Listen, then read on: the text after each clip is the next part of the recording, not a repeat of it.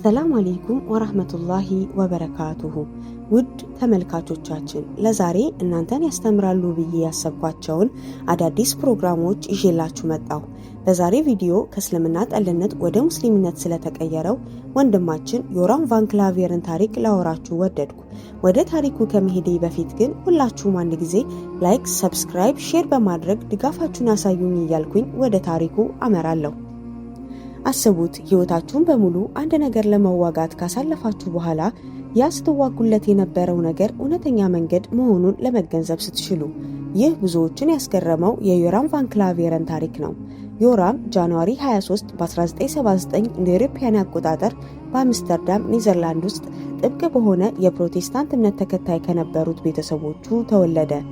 ይህም አስተዳደጉ ጥልቅ የሆነ የፕሮቴስታንት እምነት እንዲኖረውና እውነተኛ እምነት ክርስትና ብቻ እንደሆነ እንዲያምን አደረገው። እድሜው እየገፋ ሲሄድ እስልምና ባዕድ የሆነና የምዕራባውያን እሴቶችን ስጋት ላይ የሚጥል አደገኛ ሃይማኖት እንደሆነ አመነ።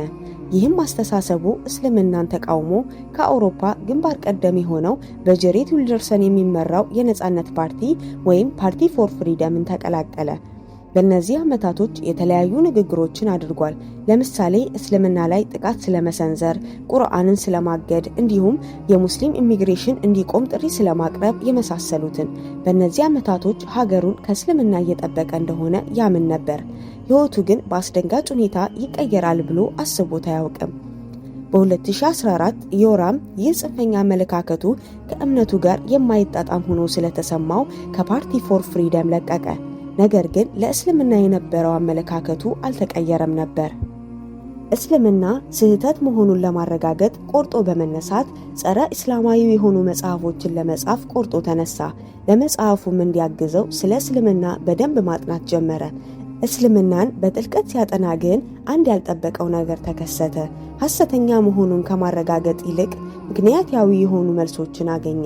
እስልምና ጥላቻና አመጽ ላይ የተመሰረተ ሳይሆን ስለ ሰላም፣ ስለ ፍትህና ስለ አንድ አምላክ መገዛት መሆኑን ተገነዘበ። ከዚህ በኋላ ዮራም ከራሱ ጋር መታገል ጀመረ። በእነዚህ ሁሉ ዓመታቶች ውስጥ ስህተት ላይ ነበርኩ ሲል ራሱን ጠየቀ። ከዚያም ቁርአን ውስጥ የነበረ አንድ ጥቅስ ሁሉንም ነገር ቀየረው። እነሆ አይኖች አይታወሩም፣ ግን እነዚያ በደረቶች ውስጥ ያሉ ልቦች ይታወራሉ። ሱረቱል ሐጅ አንቀጽ 46። ይህም ነገር ልቡን ነካው። በዚች ቅጽበት ዮራም ከእንግዲህ እውነቱን መካድ እንደማይችል አወቀ። ለረጅም ጊዜ ሲቃወመው የነበረው ነገር ትክክል መሆኑን አረጋገጠ። ነቢዩ ሙሐመድ ሰለላሁ ዐለይሂ ወሰለም በእርግጥም የመጨረሻ ነቢይ ናቸው ብሎ አመነ። በአንድ ወቅት እስልምናን ተቃውሞ መጽሐፍ የጻፈ ሰው አሁን እስልምናን ተቀብሎ ሙስሊም ሆነ። የዮራም ወደ እስልምና መግባት ብዙዎችን አስደንግጧል። ከእስልምና ጋር የሚታገል ሰው እንዴት አማኝ ሊሆን ይችላልም አስብሏል።